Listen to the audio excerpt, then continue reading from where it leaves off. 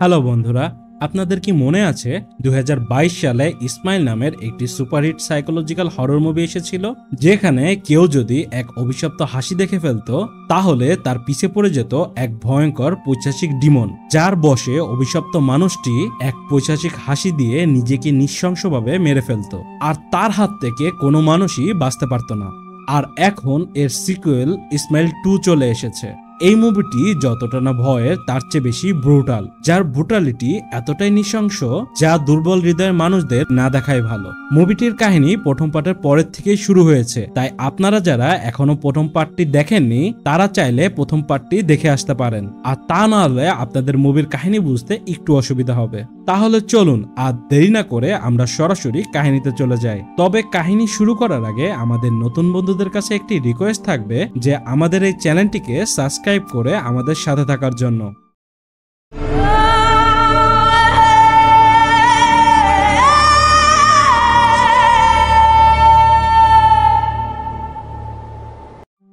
কাহিনী শুরু হয় পার্ট 1-এ রোজের মৃত্যুর 6 দিন পর থেকে।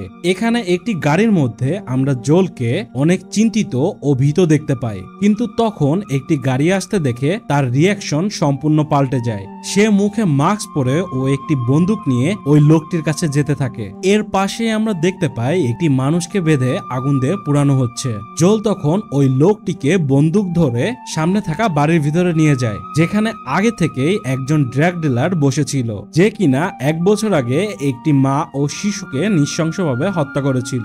আসলে মুভির প্রথম পার্টে জোল রোজকে আত্মহত্যা করতে দেখে ফেলায় এই অভিশাপটি তার উপর চলে আসে, আর অভিশপ্ত ব্যক্তি 6-7 দিনের ভিতরই মারা যায়। তাই জোল নিজেকে বাঁচানোর জন্য প্ল্যান করে যে সে এই দুইজনের একজনকে মেরে ফেলবে আর অন্যজনের মধ্যে এই অভিশাপটি শিফট করে দিবে। কিন্তু জোল যখন একজনকে মেরে ফেলে তখন অন্যজন তার উপর গুলি করলে তাদের মাঝে ফায়ারিং শুরু হয়ে যায়, যেখানে এই ড্রাগ ডিলারটিও মারা যায়। এখানে জোলের পরিকল্পনা ব্যর্থ হয়, সে অনেক হতাশ হয়ে পড়ে, কিন্তু সে সেখানে লুইস নামের আরেকজন ড্রাগ ডিলারকে দেখতে পায় যে গোপনে এসব দেখছিল। তখন জোল এই অভিশাপটি লুইসের উপর শিফট করে দেয় আর তাকে সরি বলে এখান থেকে চলে যেতে থাকে। কিন্তু তখনই কিছু লোক এসে তার উপর ফায়ারিং শুরু করে। বাঁচার জন্য জোল পিছনের জানলা দিয়ে পালাতে থাকে, কিন্তু সে একটি গাড়ির নিচে চাপা পড়ে সেখানেই মারা যায়, আর তার ফুল বডি সম্পূর্ণ ছিন্ন বিচ্ছিন্ন হয়ে যায়, আর তার রক্তাক্ত শরীরের অংশগুলি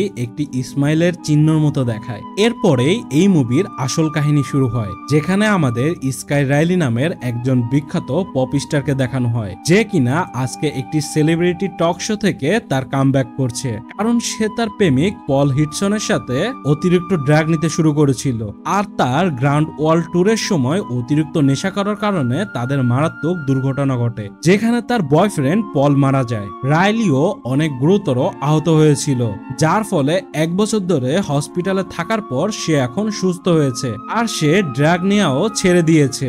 তাই আজ থেকে সে আবার তার কাজে ফিরবে। এখানে রাইলি তার মা এলিজাবেথ ও তার ম্যানেজার সহ তার সমস্ত ফ্যানদের থ্যাঙ্কস জানায় তাকে সাপোর্ট করার জন্য।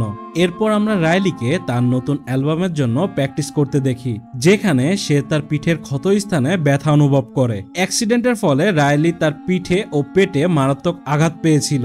তার পিঠের ব্যথাটি তাকে অনেক কষ্ট দিচ্ছিল, তাই সে গোপনে একটি নিষিদ্ধ ট্যাবলেট খেতে যাচ্ছিল ব্যথাটি ভুলে থাকার জন্য, কিন্তু তার মা চলে আসায় সে তাড়াতাড়ি করে ট্যাবলেটটি ফেলে দেয়। এরপর রাইলি তার মা ও ম্যানেজারের সাথে হোটেলের দিকে যাচ্ছিল।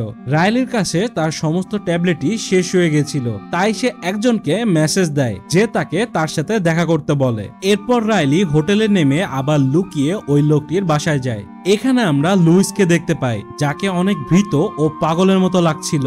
লুইস রাইলির গলায় তরোয়াল ধরে আক্রমণাত্মক ভাবে জিজ্ঞেস করে সে এখানে কি করছে। রাইলি বলে তুমিই তো আমাকে মেসেজে আসতে বললে, কিন্তু লুইস বলে সে তাকে কোনো মেসেজই দেয়নি। আসলে এই মেসেজটি ওই ডিমনটি পাঠিয়েছিল, কারণ লুইসও ওই অভিশাপে অভিশপ্ত হয়ে পড়েছে, আর এখন 6 দিন হয়ে গেছে, তাই এই ডিমনটি একটি নতুন শিকারের প্রয়োজন, আর এজন্যই লুইস এই মেসেজ মেসেজের ব্যাপারে কিছুই জানে না।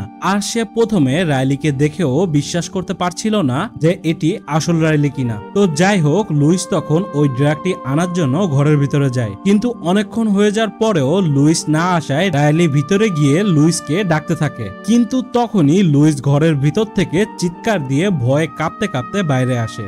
আর সে সিলিং এর কিছু একটা দেখে প্রচন্ড ভয় পাচ্ছিল, কিন্তু রাইলি কিছুই দেখতে পাচ্ছিল না। কিন্তু আমরা তো জানি যে লুইস আসলে ওই এন্টিটিকে দেখতে পাচ্ছিল, যে আস্তে আস্তে চূড়ান্তভাবে লুইসের শরীরে প্রবেশ করে। রাইলি লুইসকে শান্ত করার চেষ্টা করে, কিন্তু হঠাৎ করে লুইস সম্পূর্ণ বদলে যায় আর একটি ক্রিপি ওয়েতে হাসতে থাকে। রাইলি তখন একটু ভয় পেয়ে যায়।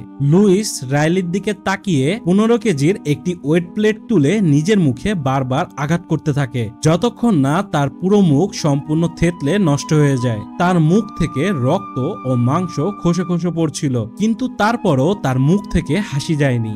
এখন এটি দেখে রাইলি সেখানেই বমি করে দেয়। সে তখন পুলিশকে ফোন দিতে যাবে, কিন্তু এতে সেও ফেসে যেতে পারে, তাই এজন্য সে হোটেলে ফিরে আসে। এখন হোটেলে ফিরে রাইলি নিজেকে সামলানোর জন্য পানি খায় ও গোসল করে। তখন সে দেখে তার চুল পড়ে যাচ্ছে, এতে সে আরো মানসিক ট্রমায় চলে যায়। এখন রাতে ঘুমানোর সময় রাইলি অদ্ভুত সব শব্দ শুনতে পায়। সে এদিক ওদিক দেখার চেষ্টা করে, কিন্তু সে কিছুই দেখতে পায় না। যেহেতু এই অভিশাপটি রাইলির উপর চলে এসেছে, তাই এখন আমরা জানি যে আগামী 6 থেকে 7 দিন কতটা না ভয়ঙ্কর হতে যাচ্ছে। পরের দিন রাইলি একটি শুটিং এ ছিল, কিন্তু মানসিক অস্থিরতা তাকে গ্রাস করে রেখেছিল। তার মা তা বুঝতে পারে আর তাকে তার ক্লোজ ফ্রেন্ড জেমার সাথে কন্ট্যাক্ট করতে বলে। 1 বছর আগে তাদের মাঝে সমস্যা হয়, তাদের আর কথা হয় না। তখন এখানে রাইলির একজন পুরনো বন্ধু আসে, যে রাইলিকে একটি চ্যারিটি ইভেন্টে ইনভাইট করে, আর রাইলিও তা অ্যাকসেপ্ট করে।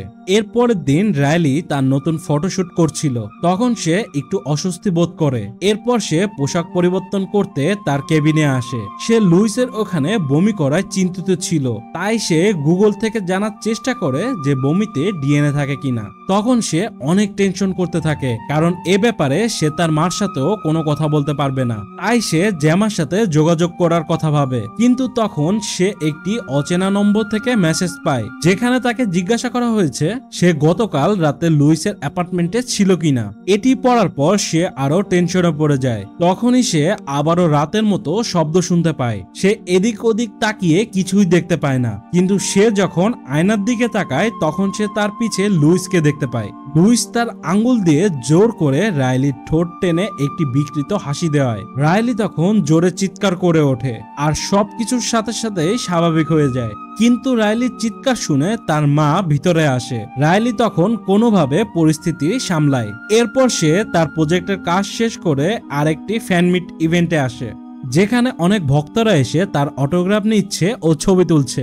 এর মধ্যে একজন অদ্ভুত দেখতে লোক আসে তার টি শার্টে অটোগ্রাফ নেওয়ার জন্য, আর ছবি তোলার সময় সে রাইলিকে ধরে তার সাথে বেয়াদবি করতে শুরু করে আর রাইলিকে তার সঙ্গে ঘনিষ্ঠ হওয়ার কথা বলে। তাই গার্ড এসে তাকে সেখান থেকে নিয়ে যায়। এরপর একটি মেয়ে আসে, যার মুখেও ওই একই রকম অদ্ভুত হাসি ছিল, আর সে শুধু রাইলিকেই দেখে যাচ্ছিল, যা দেখে রাইলি আরো অস্বস্তি বোধ করে। এরপর সন্ধ্যায় সে যখন বাড়িতে আসে, সে ওই অপরিচিত মেসেজটি পড়ে মানসিক অস্থিরতায় তার নিজের চুল টেনে ছিঁড়ে ফেলে। তখন সে জেমার সাথে যোগাযোগ করে। সে জেমার কাছে ক্ষমা চায় আর তার কাছে আসতে বলে। জেমা বলে সে কিছুক্ষণের মধ্যেই তার বাসায় পৌঁছাবে। তাই রাইলি পিয়ানোতে একটি গান গাইতে শুরু করে, কিন্তু হঠাৎ করে তার কাচের পানির বোতলটি টেবিল থেকে নিচে পড়ে ভেঙে যায়। এতে সে অনেক চমকে যায়। তাই সে প্রথমে দরজা চেক করে। এরপর সে কাজ পরিষ্কার করতে গেলে আরেকটি শব্দ শুনতে পায়। তখন সে তার সামনে সন্ধ্যার সে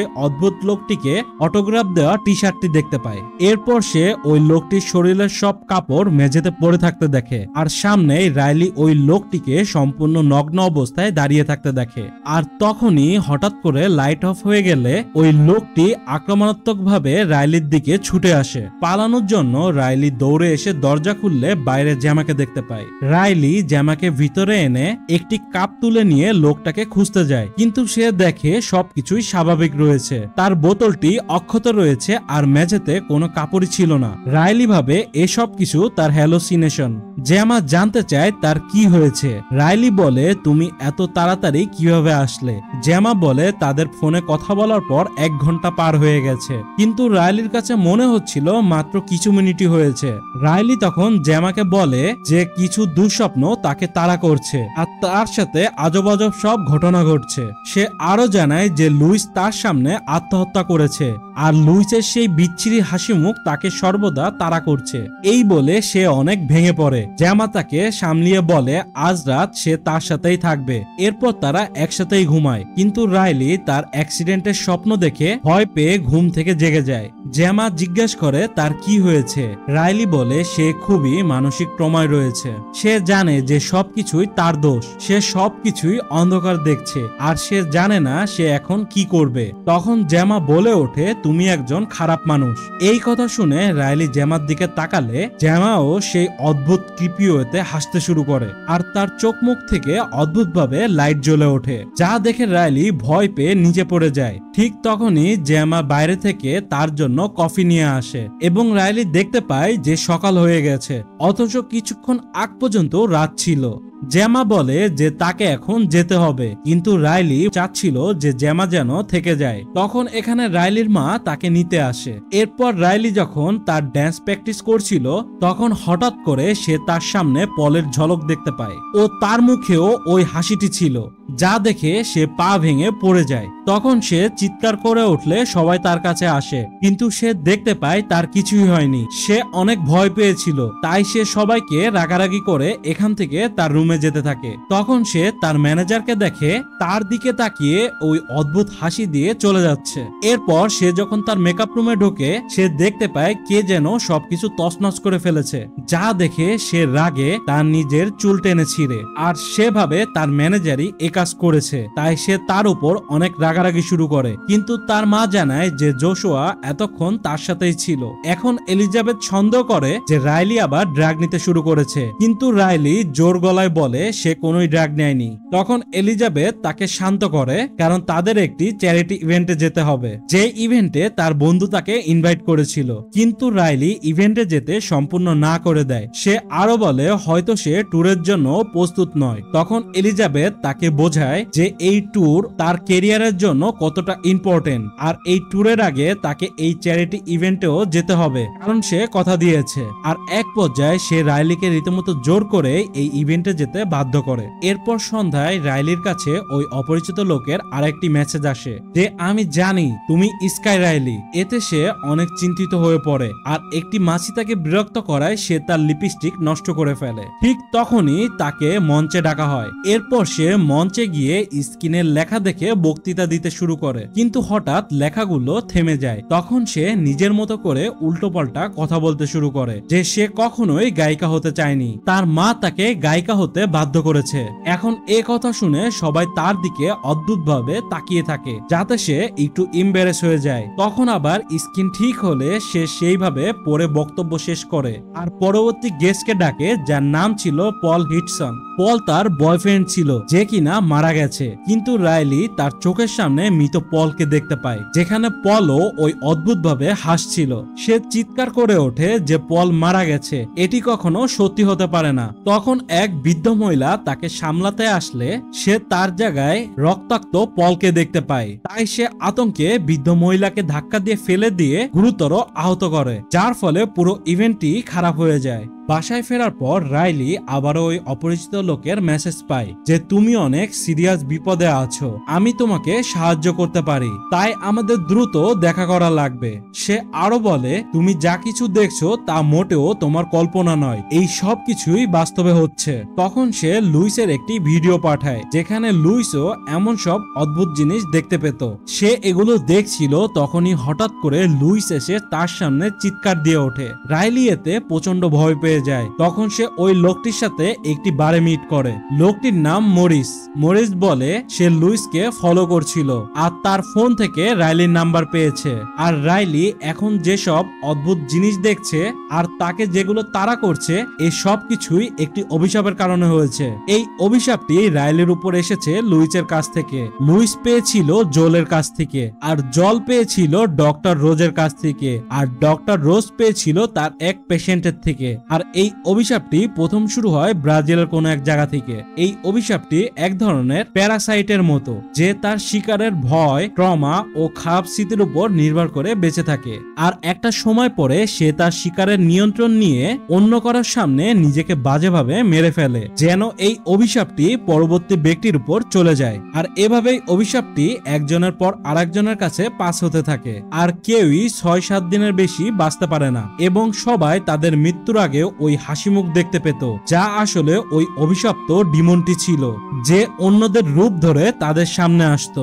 এখানে মরিস এত কিছু জানে কারণ তার ভাইও এই অভিশাপে মারা গেছে, আর বেঁচে থাকতে সে তার কথা মোটেও বিশ্বাস করেনি। তখন রাইলি এর সলিউশন চায়। মরিস বলে অভিশপ্ত ব্যক্তি যদি নিজের ইচ্ছায় মারা যায় তাহলে এই অভিশাপটিও মিটে যাবে। কিন্তু এই কথা শুনে রাইলি অনেক রেগে যায়। মরিস তখন তাকে বোঝায় যে সে একজন নার্স, সে কিছু সময়ের জন্য তার হার্ট বন্ধ করে দিবে, যার ফলে অভিশাপটি তার শরীর থেকে চলে যাবে। তখন সে আবার তাকে পুনরায় জীবিত করবে। কিন্তু রাইলি একজন অপরিচিত লোকের উপর ভরসা করতে চাচ্ছিল না। আর তখনই এখানকার সবাই রাইলিকে চিনে ফেলে, তাই রাইলি এখান থেকে চলে যায়। বাসায় আসার পর সে আবার তার পিঠের ব্যথা অনুভব করে। তখন সে রেগে গিয়ে জিনিসপত্র ভাঙচুর করে।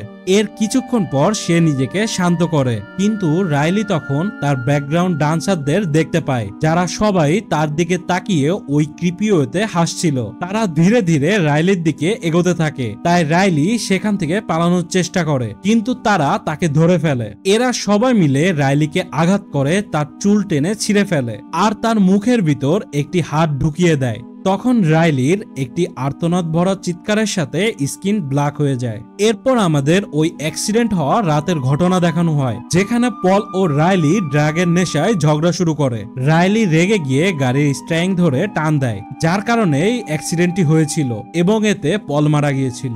আর এই ভীষণটি দেখে রাইলি তার জ্ঞান ফিরে পায়। তার মা বলে সে একটি প্রাইভেট হসপিটালে আছে, আর তারা তাকে মেঝেতে পড়া পেয়েছিল। কিন্তু রাইলি জানে যে আসলে তার সাথে অস্বাভাবিক কিছু হয়েছিল, কিন্তু তার মা তা বিশ্বাস করে না। তখন রাইলি তার ট্যুর ক্যান্সেল করতে চায়, কিন্তু তার মা তখন তার উপর রাগারাগি করে, কারণ ট্যুর ক্যান্সেল হলে তার সমস্ত শ্রম, টাকা পয়সা, পপুলারিটি সবকিছুই নষ্ট হবে। আর এই নিয়ে রাইলি ও এলিজাবেথের মধ্যে ঝগড়া শুরু হয়। রাইলি তখন অভিমান করে বলে যে তুমি যদি বুঝতে আমার মনের মধ্যে কি চলছে। এটি শুনে এলিজাবেথ হঠাৎ করে ওই কৃপি হাসি দিয়ে বলে ওঠে, আমি জানি, কারণ আমি তার শার্ট টেস্ট করেছি। আর এই বলে সে আয়না ভেঙে একটি কাচের টুকরো নিয়ে তার নিজের গলায় ও মুখে আঘাত করতে শুরু করে। সে তার একটি চোখও উপড়ে ফেলে। এটি দেখে রাইলি ভয় পেয়ে এখান থেকে পালাতে যায়, কিন্তু দরজা খুলতে গিয়ে দেখতে পায় যে কাচের টুকরোটি তার হাতে ও তার শরীর রক্তে ভরা, আর তার মায়ের নিথর শরীর মেঝেতে পড়ে আছে। সে বুঝতে পারে যে তার মাকে সে নিজেই হত্যা করেছে, কিন্তু ওই ডিমনটি তাকে উল্টো দেখিয়েছে। তখন রাইলি এখান থেকে পালাতে যায়, কিন্তু জোশুয়া ও অন্যরা তাকে ঘিরে ধরে। তখন রাইলি গার্ডের বন্দুক নিয়ে সবাইকে ভয় দেখিয়ে বাইরে চলে যায়, যেখানে তার সাথে জেমার দেখা হয়। আর সে জেমাকে সাথে করে মরিসের দেওয়া লোকেশনে যেতে থাকে এই অভিশাপ কাটানোর জন্য। এখানে জেমা গাড়ি চালাচ্ছিল। তখন রাইলির ফোনে একটি কল আসে, যা আসলে জেমার ছিল। আসলে জেমা ওই ভয়েস মেসেজটি আজ দেখতে পেয়েছে। আর রাত কাটানো তো দূরে থাক, 1 বছর ধরে সে রাইলির সাথে দেখাই করেনি। এখন এটি শুনে রাইলি যখন জেমার দিকে তাকায়, যেখানে জেমা তার দিকে তাকিয়ে ওই ক্রিপিওতে হাসছিল, এটি আসলে ওই ডিমনটিই ছিল যে জেমার রূপ নিয়েছিল। এই ডিমনটি রাইলিকে খারাপ খারাপ কথা বলে মানসিকভাবে আঘাত করতে থাকে, কিন্তু রাইলি তখন নিজেকে শান্ত করতে থাকে। তখন হঠাৎ করে সে দেখতে পায় যে জেমা অদৃশ্য, আর এখন পর্যন্ত গাড়ি সেই চালাচ্ছিল। এরপর সে মরিসের কাছে পৌঁছায়। মরিস তাকে একটি পরিত্যক্ত পিৎজার বিল্ডিং এ নিয়ে আসে। এরপর মরিস তাকে প্রক্রিয়ার সমস্ত নিয়ম বলে দেয়, যেখানে তাকে একটি ইনজেকশন নিতে হবে, যা কিছুক্ষণের জন্য তার হার্ট বন্ধ করে আবার পুনরায় চালু করবে। এরপর মরিস একটা কাজের জন্য বাইরে গেলে রাইলি সিলিং এ তার নিজের অ্যাক্সিডেন্ট হওয়া রাইলিকে দেখতে পায়, যে তার উপর হামলা করে তাকে অনেক আহত করে আর বলে যে সে এই মুহূর্তের জন্য অনেক ওয়েট করেছে। এখন আমরা যারা পার্ট 1 দেখেছি তারা তো জানি যে শেষ মোমেন্টে এই ডিমনটি ভিকটিমের সবচেয়ে বড় টমার রূপ নিয়ে তার সামনে আসে, আর রাইলির সবচেয়ে বড় টমা তার এই রূপটি ছিল। এখন এই ডিমনটি রাইলির শরীরে প্রবেশ করার জন্য তার মুখ খুলতে থাকে। তখন রাইলি নিজেকে শান্ত করে আর এর আঙ্গুল কামড়ে দেয়। রাইলি নিজেই ইনজেকশনটি নিয়ে তার শরীরে পুশ করে, আর তার হার্ট বন্ধ হতে থাকলে এই ডিমনটি কাঁদতে কাঁদতে ভয় পাওয়ার ভাম করে, কিন্তু তারপরে সে হাসতে শুরু করে, কারণ সে তখনও রাইলির ব্রেন নিয়ে খেলছিল। আসলে রাইলি নিজেকে কোনো ইনজেকশনই দেয়নি। তখন ডিমনটি রাইলিকে একটি বাক্সে বন্দি করে, আর বাক্সটি খুললে রাইলি তার চারপাশে হাজার হাজার মানুষ দেখতে পায়, যেখানে তার মা, ম্যানেজার ও বাকি সবাই ছিল। তার মানে এখন পর্যন্ত রাইলি ও আমরা যা যা দেখেছি এই সব কিছুই এই ডিমনের কারসাজি ছিল। এখানে রাইলি তার সামনে ইভিল রাইলিকে দেখতে পায়, যাকে সে ছাড়া আর কেউই দেখতে পাচ্ছে না। আর এই ইভিল রাইলি তার নিজের পেট চিরে ফেলে। তখন তার পেট থেকে এই ডিমনটি তার আসল রূপে বেরিয়ে আসে, যেটি দেখতে বিশাল চামড়াবিহীন দৈত্যের মতো, যার মুখে শুধু একটি কুৎসিত হাসি লেগেছিল। শেষ পর্যন্ত এই দৈত্যটি রাইলির মুখ চিরে তার শরীরকে পজেস করে ফেলে। তখন আমরা রাইলির ফেসেও ওই একই রকম কুৎসিত হাসি দেখতে পাই, আর সে সবার সামনেই নিজের চোখে মাইক ঢুকিয়ে আত্মহত্যা করে, যার ফলে এখানে থাকা সবাই এই অভিশাপে জড়িয়ে পড়ে। এখন এই ডিমনটি হয়তো বুঝতে পেরে গিয়েছিল যে কিছু মানুষ তার অভিশাপ কাটানোর উপায় পেয়ে গেছে, যেটা আমরা জোলকে করতে দেখেছি। আর প্রথম মুভিতেও একজন এই অভিশাপটি কাটিয়েছিল, যে এখন জেলে রয়েছে। তাই হয়তো ডিমনটি এই অভিশাপকে হাজার হাজার মানুষের মধ্যে ছড়িয়ে দিয়েছে। আর এখানেই মুভিটি শেষ হয়ে যায়। তো বন্ধুরা, আপনাদের কাছে ভিডিওটি কেমন লাগলো? যদি ভিডিওটি আপনাদের কাছে একটুও ভালো লেগে থাকে তাহলে অবশ্যই ভিডিওটি একটি লাইক দিয়ে দিবেন। আর আপনারা যারা এখনো আমাদের এই চ্যানেলটি সাবস্ক্রাইব করেননি তারা অবশ্যই আমাদের চ্যানেলটি সাবস্ক্রাইব করে আমাদের সাথে থাকুন নতুন নতুন সব মুভির এক্সপ্লেনেশনের জন্য। আজকের ভিডিওটি এখানেই শেষ করছি। সবাইকে অসংখ্য ধন্যবাদ।